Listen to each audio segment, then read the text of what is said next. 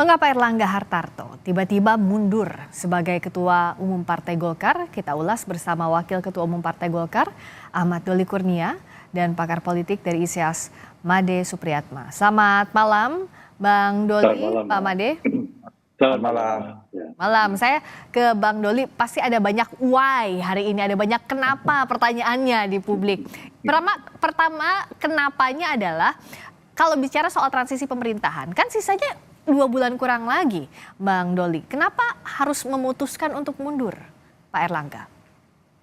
Ya, sebenarnya ini kan prosesnya tadi malam ya. Malam saya ada di Pontianak, kemudian pagi disuruh kembali ke Jakarta dan kemudian mendengarkan langsung sikap dan pernyataan dari Pak Erlangga Hartarto ya. Nah, dari pembicaraan singkat yang tadi kami dengarkan sebelum beliau menyampaikan secara resmi ya video tadi itu, nah sebetulnya ya seperti yang juga tersebut di dalam pernyataan video dan sudah dirilis ya. Jadi Pak Erlangga itu memang akan berkonsentrasi menjalankan tugas-tugasnya sebagai Menko Perekonomian yang tugasnya banyak sekali ya, mengantarkan program-program yang selama ini kan itu tidak mudah juga ya, membuat semua proses masa transisi dengan program yang sebelum periode ini atau di periodenya Pak Jokowi yang ini masih terus akan dilanjutkan, ditambah dengan program-program baru yang akan juga dikerjakan pada masa pemerintahan Pak Prabowo dan Pak Gibran. Gitu. Nah, kemudian yang kedua juga ini dalam rangka untuk menjaga keutuhan Golkar sebagai bagian yang ikut juga dalam proses mengantarkan ke masa transisi itu. Nah, jadi sebenarnya itu disampaikan secara ikhlas, ya, secara legowo, gitu. Jadi itulah yang sebenarnya yang terjadi. Kalau menjaga keutuhan, memangnya ada gejolak apa di internal, Bang Doli? Ada desakan kah? Ada gesekan antar faksi kah? Enggak, sebenarnya gini, ada dua ya. Pertama, kalau tadi saya katakan menjaga keutuhan Partai Golkar menjadi bagian dari yang akan ikut mengantarkan masa transisi proses pemerintahan dari Pak Jokowi, Pak Maruf Amin dengan Pak Prabowo dan Pak Gibran. Nah, yang kedua, secara internal sebetulnya kita memang selama ini bagus-bagus saja, baik-baik saja ya. Solid-solid saja, karena solidnya lah maka kemudian kita bisa ikut juga berproses dan terlibat ya di dalam Pilpres mengantarkan Pak Prabowo dan Pak Gibran sebagai presiden dan wakil presiden, dan juga karena solid juga kita juga bisa meraih penambahan kursi 100 menjadi 102 itu gitu. Jadi sebenarnya relatif tidak ada masalah ya, cuman kita ingin lebih kondusif lagi ya. Pak Erlangga sebetulnya, Pak Erlangga melihat dengan mengambil langkah itulah supaya suasana situasi lebih favorable, lebih kondusif untuk Partai Golkar dan untuk menjalankan masa transisi ke depan. Kenapa ini jadi pertanyaan? Karena Pak Erlangga bilang bahwa di bawah kepemimpinan Pak Erlangga berhasil mengantarkan, jadi salah satu partai besar yang mengantarkan Prabowo Gibran menjadi pemenang Pilpres. Lalu secara di Pileg juga dapat prestasi, Partai Golkar mendapatkan suara terbanyak kedua. Nah, justru dengan prestasi ini, dengan ada beberapa kesuksesan ini, semestinya kalau dari logika publik adalah semakin kuat pula posisinya Pak Erlangga sebagai ketua umum, sebagai nahkodanya Partai Golkar. Tapi kenapa langkah ini yang diambil? Apakah ada tekanan, Bang Doli? Saya yakin tidak ada ya. Kalau saya mendengarkan langsung dari pernyataan Pak Erlangga ya. Jadi kan saya dan beberapa teman-teman tadi berusaha mendalami ya apa yang disampaikan oleh Pak Erlangga kepada kami sebelum disampaikan ke publik itu. Jadi Pak Erlangga betul-betul merasa ikhlas ya, legowo demi untuk kepentingan partai dan kepentingan pemerintahan di masa yang akan datang. Diskusi dengan siapa Pak Erlangga sebelum memutuskan untuk mundur ini? Apakah keputusan pribadi mundur di saat ini tiba-tiba atau bagaimana Bang Doli? Ya, kalau yang kita lihat atau yang tadi saya dengar yang disampaikan, ini keputusan murni pribadi, ya. Eh, dan sebelumnya juga ada pembicaraan dengan keluarga Pak Erlangga sendiri. Jadi saya kira memang ini sudah keputusan yang memang lahir, ya, memang lahir dari diri pribadi Pak Erlangga yang sudah didiskusikan, ya, dengan setidaknya mungkin dengan keluarga, ya. Karena kan prosesnya tadi malam yang saya tidak tahu persis. Saya juga cuma hanya mendengar langsung dari Pak Erlangga. Tapi tidak ada yang diajak diskusi dari partai, karena ini keputusannya besar, Bang Doli. Jadi banyak pertanyaan berikutnya. Ini kan untuk partai terkait dengan bagaimana nanti partai melaju, siapa yang memimpinnya. Tapi kenapa tidak didiskusikan dengan pimpinan partai Golkar begitu? Ya, ketua umum itu kan institusi juga, ya. Dia institusi yang menjadi bagian dari institusi besar sebuah organisasi. Nah, saya kira sekarang Pak Erlangga sebelumnya sebagai ketua umum itu sudah mempertimbangkan masak-masak, ya, tentang posisinya sebagai institusi ketua umum itu, dan akhirnya mengambil keputusan bahwa untuk kepentingan partai, ya, dan juga sekali lagi saya katakan untuk kepentingan bangsa dan negara, ya, dalam melanjutkan masa pemerintahan yang sekarang ini sudah memasuki masa transisi, akhirnya Pak Erlangga mengambil keputusan itu. Nah, kalau Pak Made melihatnya seperti apa? Keputusan yang diambil Pak Erlangga dikatakan, ya, kalau kita melihatnya ini tiba-tiba, tidak berdiskusi dengan pimpinan partai politik, lalu juga kalau berdasarkan tadi apa yang disampaikan Pak Erlangga, sukses membawa Partai Golkar di Pilpres, di Pileg, tapi langkah yang dipilih justru mundur. Sukses tapi mundur. Nah, ini bagaimana Pak Made membaca ini? Iya, saya kira lebih banyak pertanyaan daripada jawaban, ya. Semuanya serba tidak jelas, ya, kita masih belum tahu, dan kontradiktori gitu, ya, ada kontradiksi satu sama lain. Pak Erlangga menurut saya seorang politisi yang sangat accomplished. Ya, prestasi beliau, pilihan politik beliau ketika memutuskan untuk mendukung siapa di calon presiden, kemudian prestasi pada pemilu legislatif yang sudah juga dibahas tadi, itu luar biasa. Ya, Golkar menjadi satu partai yang dengan perolehan, dengan kenaikan suara paling tinggi di antara partai-partai lain pada pemilihan umum kemarin. Gitu. Calon yang diusungnya kemudian juga jadi presiden dan wakil presiden. Gitu. Mengapa ini terjadi? Nah, ini yang saya kira mungkin, ya, kita tidak bisa dalam pandangan demokrasi, kita tidak bisa berlaku seperti begini. Gitu. Orang yang melakukan se-accomplish itu harusnya ada reward, gitu, ya. Harus ada reward terhadap beliau, bukan harus disingkirkan, gitu, ya. Nah, ini menurut saya, dalam kacamata saya, apa yang terjadi ini adalah expulsion atau penyingkiran beliau dari Golkar, gitu, ya. Untuk dimasukkan siapa yang akan berkepentingan di sini, ini belum jelas.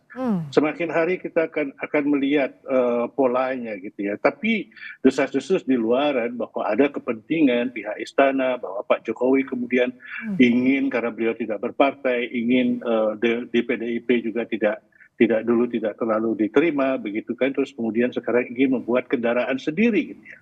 Sementara anaknya Kaisang menguasai satu partai itu terlalu kecil, gitu, ya. Jadi beliau butuh sesuatu yang besar untuk tetap relevan dalam politik Indonesia. Oke, Bang Doli, apakah betul tadi desas-desus yang sampai ke telinga banyak orang, termasuk Pak Made sampaikan tadi, bahwa ada kepentingan Pak Jokowi di balik mundurnya Pak Erlangga? Saya tidak mau berspekulasi, ya, karena saya berada di dalam di Partai Golkar. Saya juga tidak punya pretensi untuk kemudian mendengarkan desas-desus di luar, gitu. Nah, kami selama ini fokus hanya bekerja, apalagi sekarang ini kan dalam masa-masa persiapan pilkada, gitu. Nah, makanya kami mengikuti saja, dan pimpinan kami selama ini namanya Pak Erlangga sebagai ketua umum. Jadi Pak Ketua Umum yang menjadi rujukan kami. Jadi kalau Pak Erlangga mengatakan atau memberikan arahannya, ya kita kerjakan. Termasuk dia mengambil keputusan terhadap pengunduran diri ini pun tentu kami menghormati, ya. Saya kira Pak Erlangga punya pertimbangan sendiri yang mandiri gitu ya. Dan tadi disampaikan bahwa ini keputusan yang menurut dia yang terbaik buat Pak Erlangga, buat Partai Golkar, dan buat bangsa dan negara. Nah, kalau bicara soal mundurnya Pak Erlangga ini, kenapa tadi di awal juga pertanyaannya adalah soal adakah gejolak di internal? Karena sebelumnya ada isu soal Munaslup. Lalu ini bahkan isunya dijawab langsung oleh Pak Luhut yang mempertanyakan kok bisa sih sampai ada isu Munaslup? Toh Pak Erlangga bagus kerjanya, achieve dalam menjalankan tugasnya. Tapi di saat yang bersamaan dalam beberapa waktu kemudian mundur Pak Erlangga. Bagaimana menjelaskan ini, Bang Doli? Ya, saya kira cerita atau fakta yang bisa menceritakannya secara langsung ya, bahwa kalau kita runut dari belakang ya, dalam proses perjalanan Partai Golkar, saya kira tadi sudah diceritakan ya, bagaimana kita mulai dari kepemimpinan Pak Erlangga 2016, ya, kita menghadapi Pileg 2019, Pilpres juga begitu ya. Alhamdulillah waktu kita bisa bertahan nomor 2, kemudian menghadapi Pilkada 2020 kita juga punya cerita yang cukup baik gitu ya. Kemudian di Pileg dan Pilpres kemarin seperti itu gitu. Nah, jadi sebetulnya relatif seperti yang saya katakan tadi, kami selama ini baik-baik saja. Dan kalau memang ada selama ini isu Munaslup, ini kan isu yang apa ya, berulang-ulang, dan ini setiap periode pasti muncul aja. Tapi sekali lagi karena memang kami ini insya Allah bisa menjaga soliditas ya selama ini. Nah, kita selama-selama menghadapi isu-isu itu tidak terjadi. Nah, tetapi sekali lagi seperti yang saya katakan tadi, partai ini ada yang memimpinnya. Ya, partai ini ada institusi tertingginya namanya Ketua Umum, dan kami sudah memberikan mandat penuh selama ini kepada Pak Erlangga sebagai Ketua Umum yang dipilih pada Munas 2019 kemarin. Nah, tentu pelepasan posisi atau tanggung jawab sebagai Ketua Umum itu ya tergantung dari Pak Erlangga yang selama ini diberi amanah untuk itu. Jadi kalau Pak Erlangga kemudian tadi malam mengambil keputusan menyatakan mengundurkan diri, saya kira juga itu hak pribadi yang juga harus kita hormati, dan tentu saya kira itu diambil untuk memberikan kebaikan buat semua berdasarkan pandangan Pak Erlangga. Oke, kalau dari Pak Made bagaimana melihatnya? Tanggung jawab dilepaskan untuk transisi pemerintahan, fokus ke pemerintahan, tapi kan sebagai Ketua Umum ini punya tanggung jawab kapal untuk jelang pilkada yang harus diarahkan menuju pilkada. Ini momen krusial, kita katakan demikian. Apa yang Pak Made lihat dari langkah yang diambil, langkah besar bahkan berisiko ini? Ini sesuatu yang sangat besar ya. Jadi beliau dikeluarkan dari Partai Golkar oleh sebuah kekuatan yang menurut saya kita tidak tahu siapa. Dan pasti kekuatan itu sangat-sangat besar. Dan beliau tidak berkonsultasi dengan koleganya karena saya tahu kepemimpinan itu selalu kolektif ya. Beliau tidak berkonsultasi dengan koleganya, beliau tidak memberitahu, tidak ada pemberontakan di dalam Golkar sendiri, tidak ada suara yang tidak puas dan lain sebagainya. Dulu memang ada orang-orang yang mau membuat Munaslup. Tapi kemudian Golkar ketika itu, khususnya para senior Dewan Pembina dan lain sebagainya, itu solid sekali, tidak ada Munaslup. Ya, saya ingat persis seperti yang dikatakan oleh Pak Luhut gitu ya.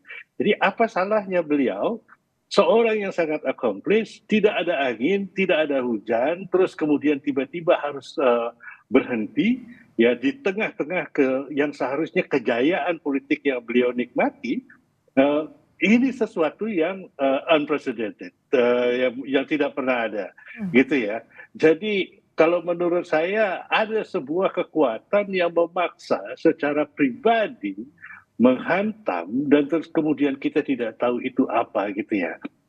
Saya tidak percaya bahwa ini murni keputusan beliau sendiri berdiri sendiri, gitu. Ada kekuatan lain, ya. Apalagi ini diambilnya jelang pilkada, Bang Doli. Bukankah ini berisiko? Partai ini sudah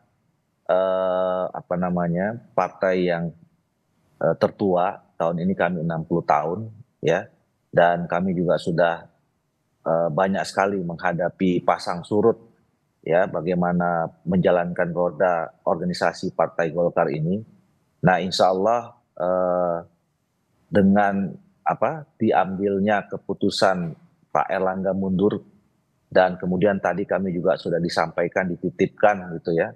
Mudah-mudahan ya Partai Golkar ini sudah punya mekanisme sendiri, dia akan running well saja, sistemnya sudah jalan, mudah-mudahan untuk menghadapi event pilkada tetap berjalan sebagaimana mestinya.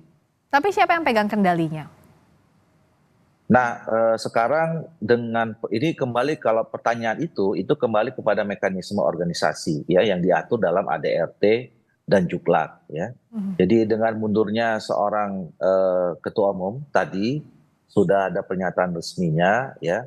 Tentu ini memang harus ada institusi yang menerimanya, yang melegitimasinya.